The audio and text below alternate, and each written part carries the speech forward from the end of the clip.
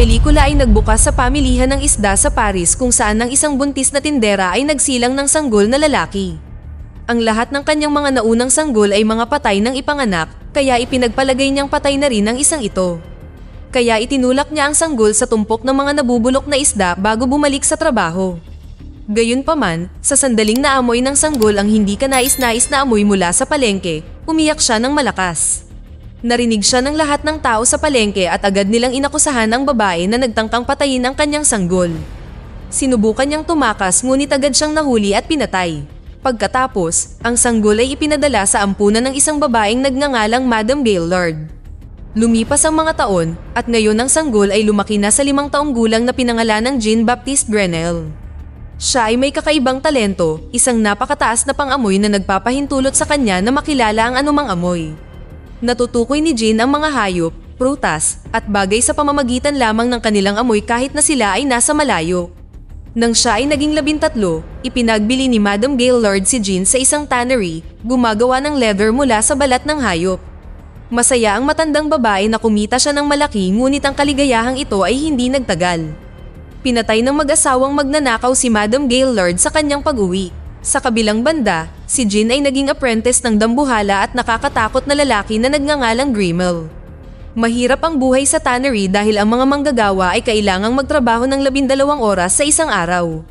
Ngunit napatunayan ni Jean na matatag siya at patuloy na nagtatrabaho ng buong determinasyon. Pagkatapos ng ilang taon na pagsisikap, sa wakas ay napromote si Jean bilang personal na utusan ni Grimmel. Dinala niya ang batang lalaki sa lungsod at pumunta sa bawat tindahan upang mag-deliver. Habang naglalakad si Jean sa masikip na kalye, hinahayaan niyang lasapin ng kanyang ilong ang lahat ng bagong amoy. Siya ay nabighani sa dami ng amoy, mabango man o mabaho. Di nagtagal pagkatapos, kinailangang dumalo ni Grimmel sa pulong sa isa sa mga tindahan at iniwan si Jean na mag-isa. Sinamantala ng binata ang pagkakataong ito at hinayaan siyang gabayan siya ng kanyang ilong patungo sa kalapit na tindahan ng pabango. Puno ito ng mga customer na naroon para bumili ng bago at usong pabango na tinatawag na Amor and Psyche. Gayunpaman, hindi nagtagal ay nag-ambala si Jean ng pinakamatamis na amoy na naamoy niya. Agad siyang nabighani at hinabol ang pinagmumulan ng amoy. Natuklasan ni Jean na nagmula ito sa isang magandang babae na may pulang buhok na nagbebenta ng mga duhat. Sinundan niya ang kanyang amoy at kalaunan ay natagpuan siya sa eskinita na nakaupo sa mesa. Pumuslit si Jean sa likod ng babae at sinimulan siyang amuyin. Ito ay nang siya ay tumalikod at biglang humarap sa kanya. Sa takot, sisigaw na sana ang babae, ngunit sakto namang tinakpan ni Jean ang bibig niya. Narinig niyang may paparating sa lugar at kinaladkad siya sa dilim. Maya-maya ay may dumaan na mag-asawa at hinintay sila ni Jean na makaalis. Sa wakas ay binitawan niya ang babae para lamang matuklasan na hindi niya sinasadyang napatay niya ito sa kawalan ng paghinga. Sa halip na matakot sa ginawa niya, sinimulan ni Jean na amuyin ang kanyang katawan mula ulo hanggang paa na parang hayop. Ngunit sa paglipas ng mga minuto, ang bangkay ay nagsimulang mawalan ng buhay na amoy na nagdulot sa binata ng matinding kalungkutan. Nang gabing iyon sa tannery, pinalo ni Grimmel si Jean dahil sa pagtakas. Ngunit walang pakialam ang huli habang iniisip ang amoy ng babae. Nagpasya siya na ang kanyang layunin sa buhay ay makahanap ng paraan upang mapanatili ang amoy ng isang tao magpakailanman. Sa ibang lugar sa Paris, ang dating tanyag na gumagawa at nagtitinda ng pabango, si Giuseppe Boldini ay nagdadalamhati sa kakulangan ng mga customer. Mula nang gawin ng kanyang karibal ang Amor and Psyche, wala nang pumupunta sa kanyang tindahan. Desperadong sinusubukan ni Giuseppe na alamin ang formula ng Amor and Psyche sa pagtatangkang buhayin ang kanyang negosyo. Ngunit kahit anong amoy niya, hindi niya matukoy ang lahat ng sangkap. Nagkataon namang dumating si Jean sa pagawaan ni Giuseppe isang gabi na may dalang kargamento ng mga balat ng hayop mula sa tannery. Agad siyang namangha sa lahat ng sangkap at amoy. Masasabi niyang nag-eeksperimento si Giuseppe para sa Amor and Psyche. Ipinaalam ni Jean kay Giuseppe kung anong mga sangkap ang nawawala at nagboluntaryo pa na gawin ito ngayon. May pag-aalinlangan si Giuseppe tungkol sa kanyang sinasabi ngunit pinahintulutan pa rin siya. Ang binata ay nagsimulang maghalo ng ilang mga sangkap, hindi pinapansin ang lahat ng tradisyonal na pamamaraan. Nang matapos siya, nabigla si Giuseppe nang matuklasan na ang walang karanasan na batang ito mula sa tannery ay perpektong muling nilikha ang Amor and Psyche sa isang pagsubok lamang. Kinabukasan, binili ni Giuseppe si Jean kay Grimmel na masayang tinanggap ang malaking halaga ng pera. Ang dambuhala at nakakatakot na lalaki ay dumiretso sa bar at nalasing ng sobra.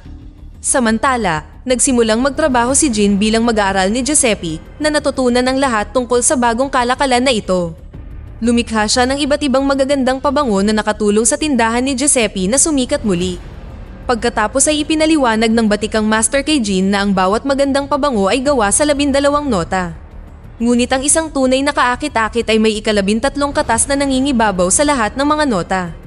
Kinabukasan, tinuruan ni Giuseppe si Jean kung paano kunin ang amoy ng mga rosas sa pamamagitan ng pagpapakulo at pagpapalapot sa mga ito sa tamang temperatura. Ang binata ay labis na humanga sa buong prosesong ito at nagsimula siyang mag-eksperimento ng mag-isa. Kumuha siya ng mga bagay mula sa kalye tulad ng mga bakal na kadena, isang horseshoe, at maging ang alagang pusa ng kanyang amo.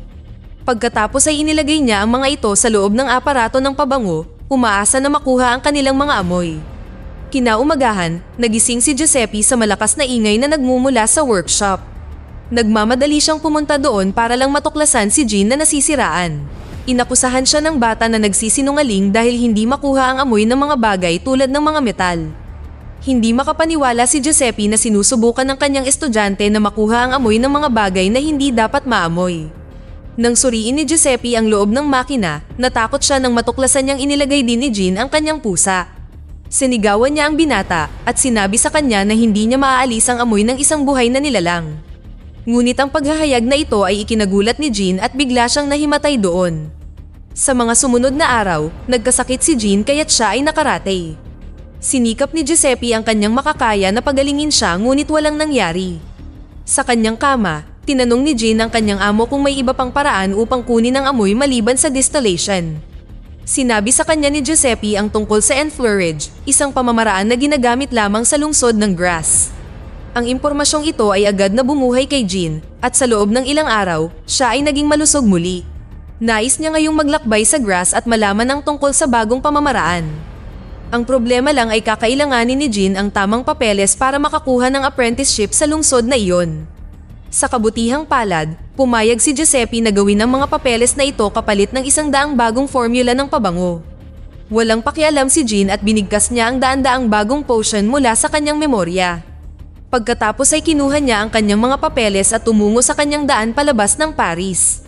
Nang maglaon, nakita natin si Giuseppe na natutulog, hawak ang kanyang mga bagong formula. Siya ay lubos na masaya ngunit ang kapalaran ay lumiko sa isang madilim na twist. Ang bahay ni Giuseppe ay biglang gumuho at pinatay siya kasama ang kanyang buong pamilya. Sa kanyang pagpunta sa Grasse, sa wakas ay natuklasan ni Jean ang kanayunan na lubos na nagpaganda sa kanyang damdamin. Nagpasya siyang dumaan sa mas mahabang ruta, naglakad sa mga bundok upang panatilihing malinaw ang paghinga. Kalaunan ay umakyat si Jean sa tuktok ng burol at sumilong sa loob ng kuweba. Dito, sa unang pagkakataon sa kanyang buhay, isa lang ang naamoy niya, ang amoy ng bato. Nanatili doon si Jean ng ilang taon at mas matagal pa sana. Ngunit ang mga panaginip tungkol sa babaeng nagtitinda ng duhat ay patuloy na bumabagabag sa kanya gabi-gabi.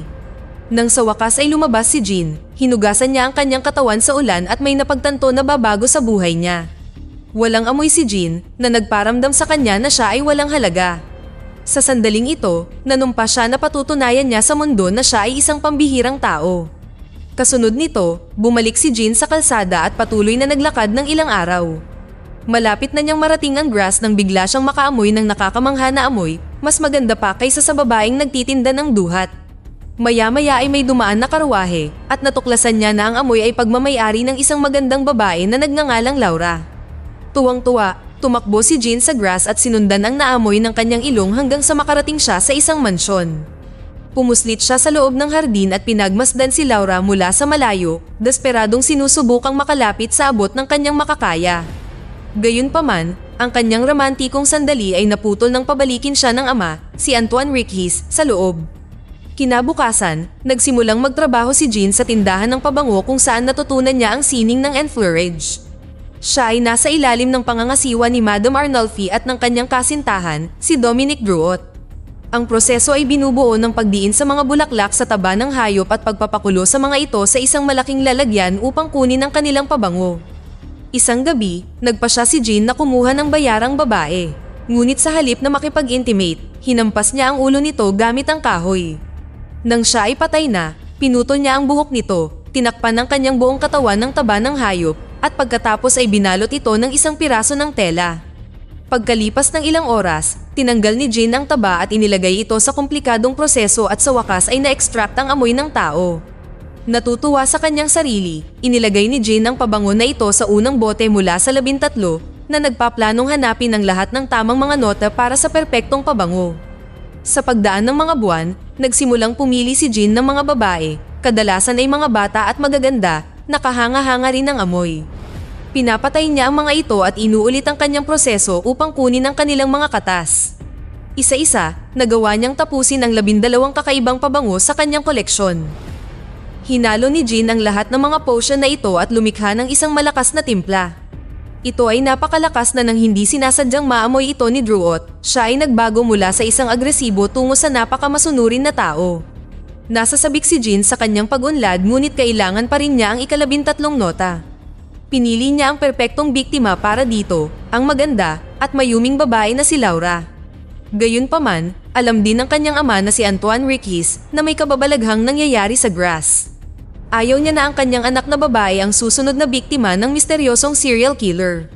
Kaya, isang umaga, inayos ni Riquis ang kanilang mga gamit at lumabas ng bayan kasama ang kanyang anak.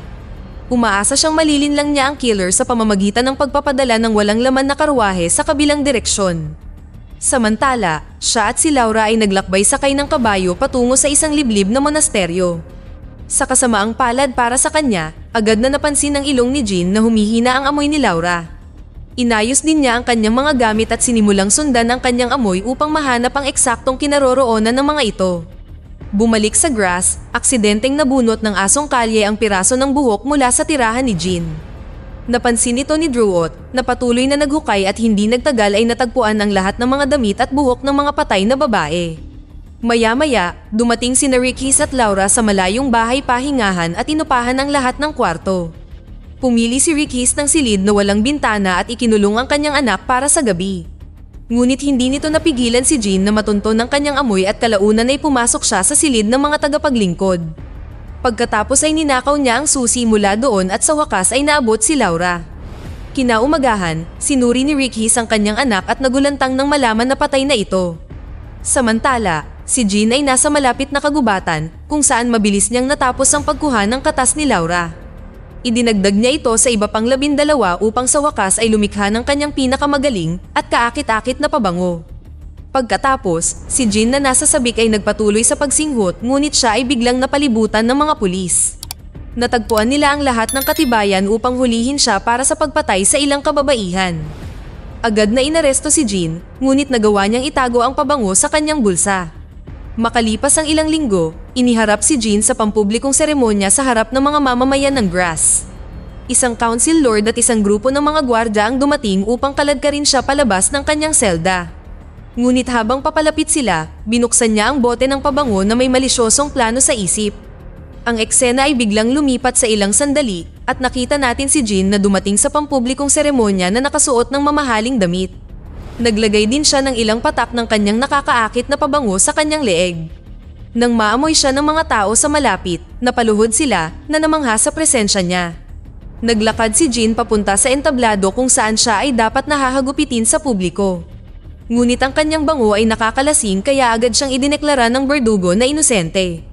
Sumunod, naglagay si Jin ng pabango sa isang panyo at sinimulang iwagayway ito para kumalat ang amoy. Ang buong pulutong ay nahulog sa isang estado ng ganap na kaligayahan, kaya't ang obispo ay nagpahayag na si Jin ay isang anghel. Ang tanging hindi nahuhulog dito ay si Riquis na nasa balkanahing hindi pa naaabot ng amoy. Kasunod nito, pinalipad ni Jin ang kanyang panyo kasama ng hangin at hindi nagtagal ay dumapo ito sa gitna ng karamihan.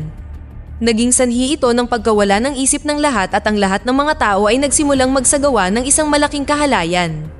Nai-imagine din ni Jin ang kanyang sarili kasama ang kaakit-akit na babaeng nagtitinda ng duhat at napagtanto na hindi pa niya nakikilala ang tunay na pag-ibig. Sa sandaling ito, lumapit si Riquis sa entablado, handang tapusin ang pagbitay ng mag-isa. Ngunit naabutan din siya ng kapangyarihan ng pabango at napaluhod, tinawag si Jin na kanyang anak. Makalipas ang ilang oras, nagising ang mga taong bayan at nalulula sa kahihiyan. Si Jean ay wala kahit saan at si Druot ay inaresto sa halip dahil ang mga damit at buhok ay natagpuan sa kanyang tindahan. Pinahirapan siya sa loob ng 14 na oras at kalaunan ay pinilit na aminin ang krimen na hindi niya nagawa.